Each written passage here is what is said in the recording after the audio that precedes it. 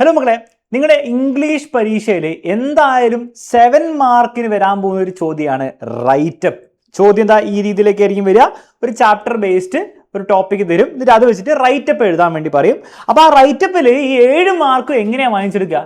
സിമ്പിളാണ്, ഞാൻ പറയുന്ന കാര്യം ശ്രദ്ധിച്ചിരുന്ന് കേട്ടാൽ മതി. ഫസ്റ്റ് വേണ്ട കാര്യം ഒരു ടൈറ്റിലാണ്. ഓക്കെ, അപ്പോൾ ഒരു ടൈറ്റിൽ ഇല്ലാണ്ട് റൈറ്റപ്പ് എഴുതാനേ പോകരുത്, ടൈറ്റിൽ നിർബന്ധമാണ്. പിന്നെ വേണ്ടത് ഫസ്റ്റ് പാർട്ടിൽ ഇൻട്രൊഡക്ഷൻ ആണ്. അപ്പോൾ എന്തായാലും ഒരു ചാപ്റ്റർ ബേസ്ഡ് ആയിട്ടായിരിക്കും ഉണ്ടാവുക.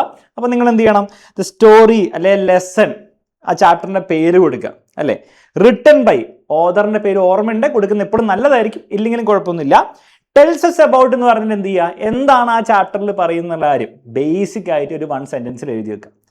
എന്നിട്ട് ഇറ്റ് ഷോസ് us how, അതായത് ബേസിക്കലി ആ ചാപ്റ്ററിൽ എന്തെങ്കിലും ലെസൺ ഒക്കെ ഉണ്ടാവും, ആ ലെസൺ അല്ലെ അത് നിന്ന് നമ്മൾ പഠിച്ചു എന്ന് അടിസ്ഥാനമാക്കിയിട്ടായിരിക്കും നിങ്ങളോട് റൈറ്റപ്പ് ഒക്കെ എഴുതാൻ വേണ്ടി പറയാം. ഞാൻ ക്വസ്റ്റ്യൻ കാണിക്കുമ്പോൾ നിങ്ങൾക്ക് മനസ്സിലാവും എന്താ സംഭവം. അപ്പോൾ അതിൽ എന്താണ് ആ ലെസൺ അല്ലെ എന്താണ് നമ്മൾ പഠിച്ചത് എന്നുള്ള കാര്യം ഫസ്റ്റ് തന്നെ കൊടുക്കുക. പിന്നീട് വേണ്ട എന്താണ്, പിന്നീട് നിങ്ങളുടെ പോയിന്റ്സ് ആണ് അല്ലേ. കാരണം ഈ റൈറ്റപ്പ് എന്ന് പറഞ്ഞാൽ എസെൻഷ്യലി ഒരു എസ്സേ ആണ്. പക്ഷെ എസ്സേയിൽ തോന്നിയ പോലെ എടുത്ത് എഴുതുക അല്ല, ഒരു ചാപ്റ്റർ അടിസ്ഥാനമാക്കിയിട്ടായിരിക്കും നിങ്ങളോട് ചോദിക്കുക.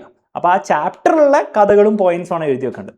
അപ്പോൾ അത് എഴുതുമ്പോൾ വെറുതെ ഇങ്ങനെ എഴുതുന്നതിന് പകരം ഫസ്റ്റ് ഓഫ് ഓൾ എന്ന് പറഞ്ഞതിനും പറയുക, പിന്നീട് ദെൻ എന്ന് പറഞ്ഞിട്ട് പറയുക, ലേറ്റർ. അപ്പോൾ ഇങ്ങനത്തെ കണക്റ്റിംഗ് വേർഡ്സ് നിങ്ങൾ ഉപയോഗിക്കുന്ന എപ്പോഴും നല്ലതായിരിക്കും. More over, also, however. അപ്പം ആ ഒരു മൊത്തത്തിൽ നിങ്ങളുടെ കണ്ടന്റ് ഒരു സ്ട്രക്ചർ തോന്നിപ്പിക്കും.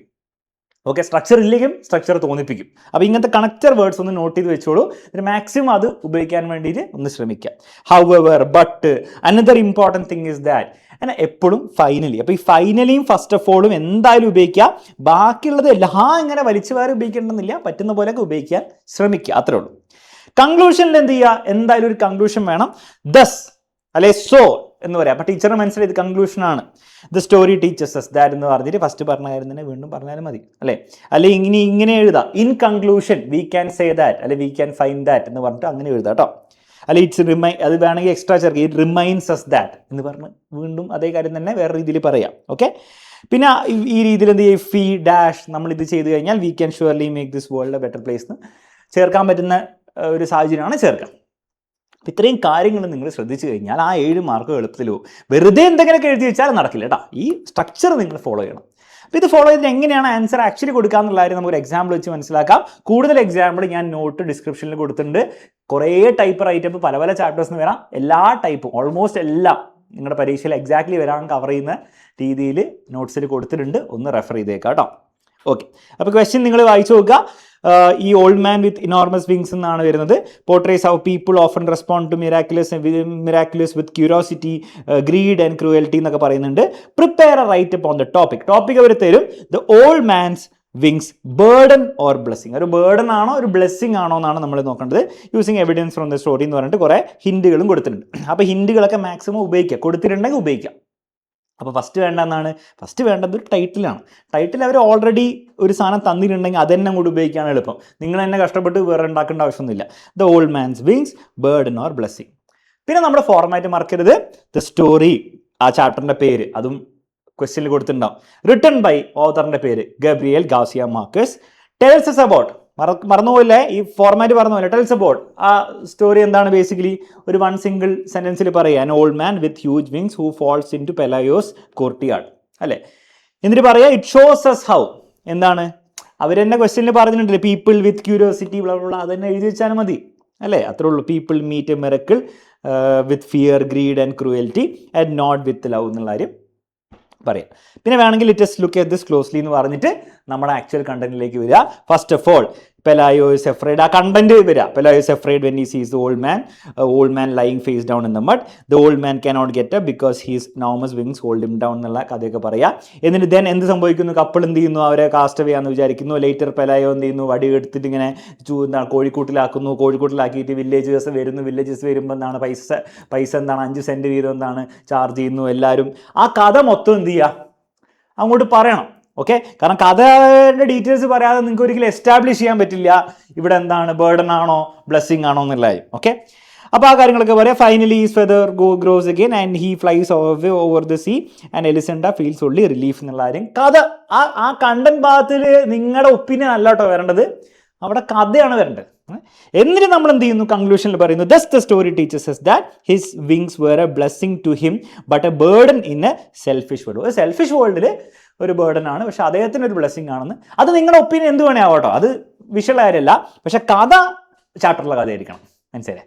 അപ്പോൾ അവിടെയാണ് പല കുട്ടികളും എന്ത് ഈ കണ്ടന്റിനുള്ളിൽ കൂടി ഫുൾ ഒരു ഒപ്പീനിയൻ എഴുതി വെക്കും. അതല്ല റൈറ്റപ്പ്. റൈറ്റപ്പ് എന്ന് പറഞ്ഞാൽ നിങ്ങളുടെ ഒപ്പീനിയൻ ഫുൾ കണ്ടന്റിൽ എഴുതാനല്ല, കണ്ടന്റിൽ വേണ്ടത് മെയിനായിട്ട് ആ കഥയുടെ സ്ട്രക്ചറാണ്. എന്നിട്ട് നിങ്ങൾക്ക് അവസാന കൺക്ലൂഷനിലാണ് നിങ്ങൾ പറയേണ്ടത് thus we can say the അല്ലേ സ്റ്റോറി ടീച്ചേഴ്സ് ദാറ്റ് എന്ന് പറഞ്ഞാൽ നിങ്ങൾ എന്ത് ചെയ്യണം, നിങ്ങളുടെ ഈ ചോദ്യത്തിനുള്ള ഒപ്പീനിയൻ പറയാൻ വേണ്ടത്. ഓക്കെ, അപ്പോൾ ആ ഒരു കാര്യം ശ്രദ്ധിക്കണം. ഇറ്റ് റിമൈൻസ് അസ് ദാറ്റ് എന്ന് പറഞ്ഞാൽ വീണ്ടും എന്ത് ചെയ്യുക, പീപ്പിൾ ആർ റീഡിന്നോ എന്തെങ്കിലുമൊക്കെ പറയുക. ഇഫ് വി ഷോ എന്ത് ചെയ്യുക, ഒരു ലെസൺ അല്ലേ, little kindness to the weak and strange we can surely make this world better place എന്നും കൂടി എഴുതി തീർത്താൽ അതിൻ്റെ പൂർണ്ണത വന്നു. ഓക്കെ, പിന്നെ ഇൻട്രൊഡക്ഷനും ഈ കണ്ടന്റും പിന്നെ ഈ കൺക്ലൂഷനും 3 പാരഗ്രാഫ്സ് സെപ്പറേറ്റ് ആക്കുക. അപ്പോൾ ടീച്ചറിന് കണ്ടുപിടിക്കാൻ എളുപ്പമായിരിക്കും. അപ്പോൾ ആകെ നിങ്ങൾ തെറ്റ് വരുത്താൻ ചാൻസ് ഉള്ള ഒരു കാര്യം ഞാൻ പറഞ്ഞ പോലെ തന്നെ ഈ ഇടയെ കൊണ്ടുപോയിട്ട് ഫുള്ള് നിങ്ങളുടെ ഒപ്പീനിയൻ എഴുതിക്കൊണ്ടിരുന്നിട്ട് കാര്യമില്ല. ഫസ്റ്റ് നമ്മൾ ഇൻട്രൊഡക്ഷൻ കൊടുത്തു കഴിഞ്ഞാൽ പിന്നെ കണ്ടന്റിൽ മാക്സിമം ചാപ്റ്ററിലെ ഡീറ്റെയിൽസ്, കഥയിലെ ഡീറ്റെയിൽസ് ആക്കുക. കൺക്ലൂഷനിൽ ഒബ്വിയസ്ലി നിങ്ങൾക്ക് എന്ത് ചെയ്യാം, നിങ്ങളുടെ ഒപ്പീനിയൻ ഇഷ്ടമുള്ള പോലെ പറയാം, ഒബ്വിയസ്ലുള്ള കാര്യമില്ല. ഓക്കെ, അപ്പോൾ ആ സ്ട്രക്ചർ നിങ്ങൾ ഫോളോ ചെയ്താൽ 7 മാർക്ക് എളുപ്പത്തിൽ വരും. ഇത് ഫോളോ ചെയ്യാത്തപ്പോഴാണ് ആ 7 മാർക്ക് ചിലപ്പോൾ 4 മാർക്കോ 5 മാർക്കോ ഒക്കെ ആയി പോകുന്നത്. അപ്പോൾ നമുക്ക് ഒരു ക്വസ്റ്റ്യനും കൂടി നോക്കാം. ബാക്കിയുള്ള ഇഷ്ടംപോലെ ക്വസ്റ്റ്യൻസും ആൻസേഴ്സും ഈ ഫോർമാറ്റ് പ്രകാരം ഡിസ്ക്രിപ്ഷനിൽ നോട്ട്സിനുണ്ട്. ബാക്കിയുള്ള എല്ലാ ഡിസ്കോഴ്സിൻ്റെ ഉള്ളിലുണ്ടാവും, അതിൽ റൈറ്റപ്പ് ഉണ്ടാവും. അത് ചെക്കൗട്ട് ചെയ്യുക. എഴുതി പഠിക്കുമോ ബൈഹാർട്ട് പഠിക്കുമൊന്നും വേണ്ട, ജസ്റ്റ് ഒന്ന് നോക്കിപ്പോയാൽ മതി ഇതിങ്ങനെയാണ് വരുന്നുള്ള കാര്യം. അപ്പോൾ പരീക്ഷയിൽ സിമിലർ ആയിട്ട് റൈറ്റപ്പ് ആയിരിക്കും വരിക. അപ്പോൾ എളുപ്പത്തിൽ നിങ്ങൾക്ക് എഴുതാൻ പറ്റും, അതുകൊണ്ടാണ് നോക്കിപ്പോകാൻ പറയുന്നത് കേട്ടോ. More than luck and chance it was A German officer Hosenfeld's humanity and compassion that helped Spillman overcome fear and isolation. നമ്മുടെ ഇൻ ദ ആറ്റിക് എന്ന് പറഞ്ഞ ചാപ്റ്റർ ബേസ്ഡ് ആണ് അല്ലേ, and survive the inhuman conditions. Based on your reading of the survivor testimony in the attic, prepare a write-up on the topic കൊടുത്തിട്ടുണ്ട്, be humane, make the world beautiful. വീണ്ടും be human make the beautiful എന്ന് പറഞ്ഞാൽ നിങ്ങളുടെ opinion എഴുതി വെക്കല്ല, chapter based ആയിരിക്കണം. അപ്പോൾ ചാപ്റ്ററിലെ കഥയുടെ അടിസ്ഥാനത്തിൽ വേണം നിങ്ങൾ ഇത് എസ്റ്റാബ്ലിഷ് ചെയ്യാൻ. ഒബ്വിയസ്ലി എന്താണ് ഫസ്റ്റ് എന്ത് ചെയ്യാൻ, ടൈറ്റിൽ വേണം. ഇതിനെന്താണ്, ദ സർവൈവർ ടെസ്റ്റിമണി അല്ലെ the story in the attic written by Wladyslaw Szpilman തന്നെയാണ് എഴുതിയിരിക്കുന്നത്. അപ്പോൾ അതിൻ്റെ പേര് കൊടുക്കുക. ടെൽസ് us about എന്താണ്, Polish Jew who hides from the Germans during the second world വാർ.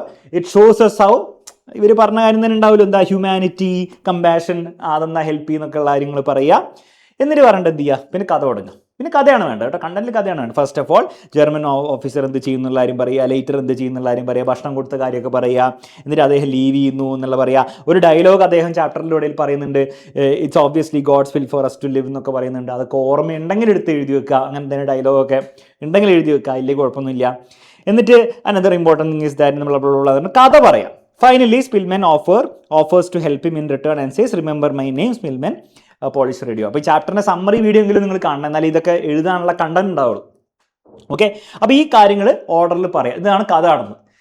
അപ്പോൾ ഈ കഥയുടെ അടിസ്ഥാനത്തിൽ നമുക്ക് പറയാം കഴിഞ്ഞു. കാരണം കഥ പറയുമ്പോൾ തന്നെ ഇതിൽ ഓൾറെഡി ഉണ്ട് ഹ്യൂമൻ ആയാൽ എല്ലാവരോടും ദയ കാണിച്ചു കഴിഞ്ഞാൽ വേൾഡ് കുറച്ചുകൂടി ബ്യൂട്ടിഫുൾ ആവുന്നുള്ള കഥ പറയുമ്പോൾ തന്നെ അത് ഓൾറെഡി എസ്റ്റാബ്ലിഷ്ഡ് ആണ്. നിങ്ങളുടെ ഒപ്പീനിയൻ ഭയങ്കര ഇതിനുള്ളിൽ കുത്തിക്കയറേണ്ട ആവശ്യമില്ല. അവസാന കൺക്ലൂഷനിൽ പറഞ്ഞാൽ the story teaches that kindness can cross the walls of race, religion, and nation. It reminds us that blah blah blah blah. If we are humane and to one another, we can surely make the world a better place to live എന്ന് പറഞ്ഞു എഴുതി വെച്ചാൽ 7 mark പുഷ്പം പോലെ വന്നോളൂ, വേറെ ഒന്നും ചെയ്യണ്ട. ഓക്കെ, പക്ഷേ ചാപ്റ്ററിൻ്റെ ഡീറ്റെയിൽസ് ഒഴിവാക്കരുത്. പല കുട്ടികളും ഈ ചാപ്റ്ററിൻ്റെ ഡീറ്റെയിൽസ് എഴുതാൻ മടി കാണിക്കുക, ചെയ്യരുത്. മാക്സിമം ഓർമ്മയുള്ളത് എഴുതി വെക്കുക. കാരണം ടീച്ചർ ബേസിക്കലി നോക്കുന്നതാണ് നിങ്ങളുടെ ഒപ്പീനിയൻ ആർക്കും അറിയൊന്നും വേണ്ട. ഓക്കെ, ടീച്ചറിന് നിങ്ങളുടെ ഒപ്പീനിയൻ അറിയേണ്ട ആവശ്യമുണ്ടോ? ഇല്ല. ടീച്ചർ അറിയേണ്ടത് നിങ്ങൾക്ക് ബേസിക് ഇംഗ്ലീഷ് എഴുതാൻ അറിയോ, ടെംപ്ലേറ്റ് അഥവാ ഫോർമാറ്റ് ഫോളോ ചെയ്യാൻ അറിയോ, ടൈറ്റിലും വൃത്തിക്കൊക്കെ എഴുതാൻ അറിയോ, പിന്നെന്താണ് ടെക്സ്റ്റ് ബുക്ക് നിങ്ങൾ വായിച്ചിട്ടുണ്ടോ, ഈ കഥ നിങ്ങൾ വായിച്ചിട്ടുണ്ടോ? അറ്റ്ലീസ്റ്റ് നിങ്ങൾ വായിച്ചിട്ടില്ലെങ്കിൽ സമ്മറി വീഡിയോ കണ്ടാൽ മതി. ടീച്ചറിന് അറിയാം, കഥ നിങ്ങൾക്ക് അറിയോ എന്നുള്ള കാര്യം അറിയണം. അപ്പോൾ അതിന് നിങ്ങൾ കാണിച്ചു കൊടുക്കണം മാക്സിമം ഡീറ്റെയിൽസ് വെച്ചിട്ട്. അപ്പോൾ ആ ഒരൊറ്റ കാര്യം കൂടെ ശ്രദ്ധിച്ചു കഴിഞ്ഞാൽ ഏത് റൈറ്റപ്പ് വന്നാലും നിങ്ങൾക്ക് ഈസി ആയിട്ട് ആ 7 മാർക്ക് കിട്ടും. അപ്പോൾ കുറച്ചും കൂടി റൈറ്റപ്സിൻ്റെ ക്വസ്റ്റ്യൻസും വിത്ത് ആൻസേഴ്സും ഓരോരോ ചാപ്റ്ററിന് വരാൻ സാധ്യതയുള്ളത് ഞാൻ കൊടുത്തിട്ടുണ്ട്. നോട്ട്സിൽ ഡിസ്ക്രിപ്ഷനിൽ കിടപ്പുണ്ട്, ഡൗൺലോഡ് ചെയ്യുക. ബൈഹാർട്ട് പഠിക്കൊന്നും വേണ്ട, ജസ്റ്റ് ഒന്ന് ഓടിച്ച് നോക്കുക, പരീക്ഷയ്ക്ക് പോവുക.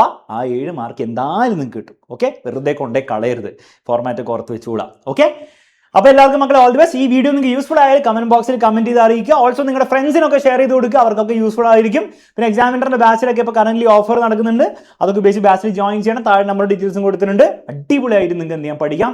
All the best. പരീക്ഷയ്ക്ക് പോയി തകർത്തുക.